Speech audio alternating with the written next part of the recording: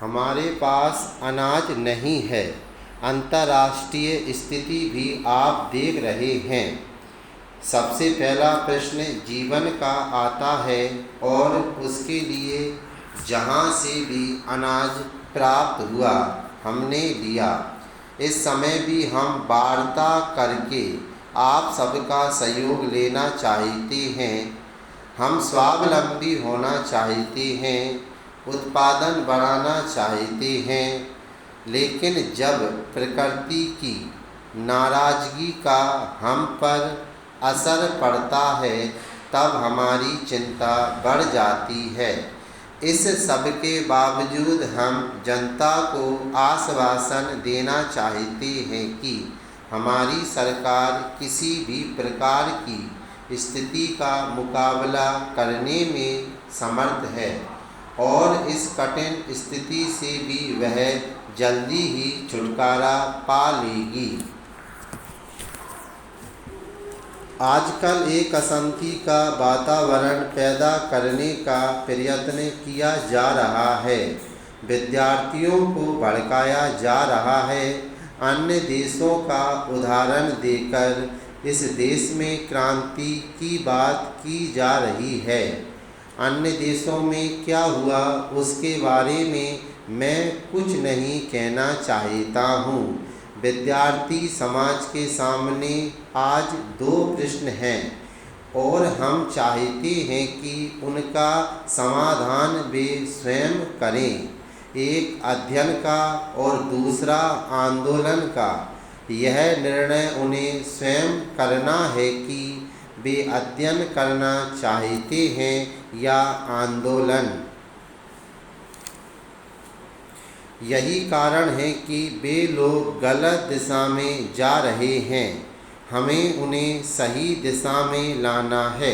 इसके लिए हमारी सरकार को भी प्रयत्न करना चाहिए। मुझे आज इस विषय पर बोलने का जो अवसर मिला है, मैं उसके लिए सभापति जी का बहुत आभारी हूँ। इस अल्फाज के साथ में सभी विरोधी दलों से अनुरोध करूँगा कि जो प्रस्ताव वे सदन के समक्ष लाए हैं उन पर फिर से विचार करें। हम एक महान देश के नागरिक हैं। हमें उसकी महानता के अनुसार ही कार्य करना है, तभी हम अपने देश की प्रगति सुनिश्चित कर सकते हैं।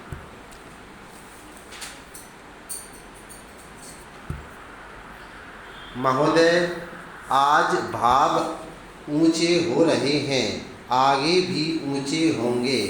आप फिर कहेंगे कि आयात से बिल बढ़ रहे हैं, पेट्रोल और डीजल के दाम बढ़ गए हैं, तो आप मुसीबत में फंस गए हैं। आप मुसीबत में फंसते हैं तो हमें भी खुशी नहीं होती है।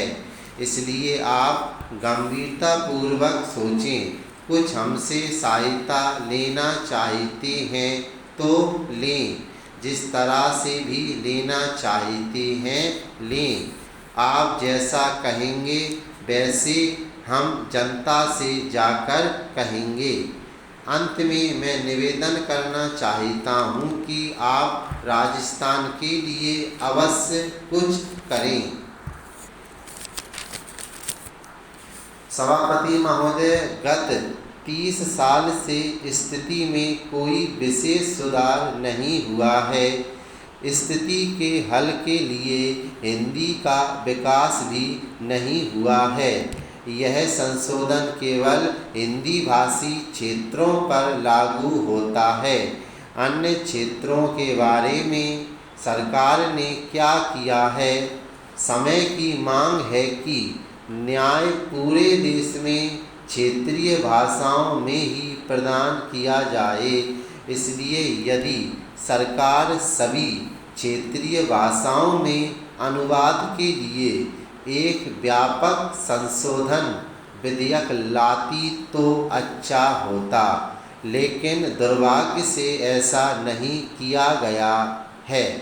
मेरे मत से भारत सरकार को तथा सरकारी संस्थाओं को भाषा के संबंध में कोई एक आधारभूत नीति अपनानी चाहिए।